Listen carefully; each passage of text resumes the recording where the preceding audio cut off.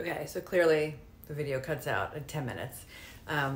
So that will give me impetus to be a little more brief, and I won't talk a little faster. You can always just speed up the video by 2 times. That's how I watch YouTube videos. Anyway, so the parallel paths. So the one path is your worldly path, and the other path is your curiosity / at least mine, spiritual path, which was initiated by the death of my cousin. And first started learning about Ray Moody.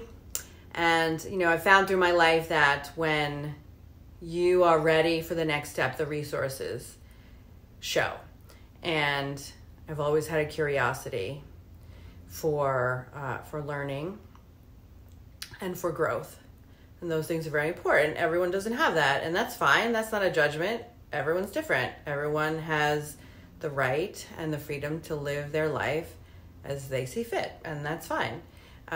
This is my path. It's not always easy, so I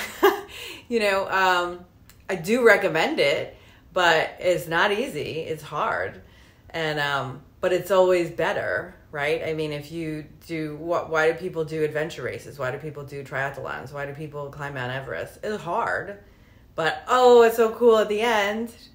So anyway, so some of the resources that I've come across in my life, Brian Weiss talks a lot about past lives. I didn't believe in past lives until I read his work. Who is it? Napoleon Hill. He wrote Think and Grow Rich, and that also crosses over. I understand that he had wanted to use vibration in the book, and that wasn't well received. And then there's also a chapter, I think, in that book about sex, which is often not published. So interesting things about that. But these are things that I would recommend, or these are things I've come across on my path. Eckhart Tolle, The Power of Now, and A New Earth. Excellent. Who else? Oh, well, obviously more recently, Abraham Hicks, who has been life-changing for me.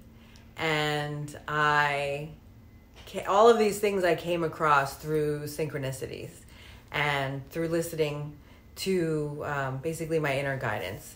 And that includes even Anthony William, the medical medium, and how I cured myself, pretty much, knock on wood, from hyperthyroidism and autoimmune deficiency. And all of those things you can listen to on the other streams, the pain stream and the health stream. And all of these things I found by following my own drum, and even in the face of extreme negativity from, people in my life, people that tell you that they love you, but they love you, they want what's best for you, but they may be lower vibration, they may be living in fear. And I try to not live in fear as much as I possibly can. Obviously, I'm human, so there are things. Fear is a positive response to dangerous things, but it is not a positive response to innocuous things. It's not a positive response to challenging things or difficult things. Like doing this video, I did not want to start talking on this video again, even though I've done it so many times before. And I thought I need to have an outline, and I need to be professional, and I need to, YouTubers do this and that. I'm not a YouTuber, and I'm just sharing my experience. So I said, shut up, just sit in front of the camera and talk. And so here I am, and I'm rambling, and it's gibberish, and I'm sorry, but if I were talking to you in person, this is what you would get anyway. So here it is. If you don't want to listen, that's cool. But I'm happy to share my experiences with people, and maybe 1 or 2 people can benefit from it. And if one does, and I said this about the pain stream, and actually someone did, and they told me that they did. And I said, well, thank goodness, because I always said if one person benefits from these videos, that's all that matters. And 1 person did. So I feel good about that. So hopefully it's you. Anyway, so I talked about some of the teachers in my life, and Also to remind you that challenges, we go through challenges, they often spur the greatest amount of growth. And if you look back in your life, that's probably and hopefully true. Otherwise, they can really plummet you into despair and your life won't be so great. So obviously, on the pain stream, you can see that the ending of my marriage spurred a lot of growth. And I would call that the dark soul. Is that what it's called? I forget. The dark soul. Anyway,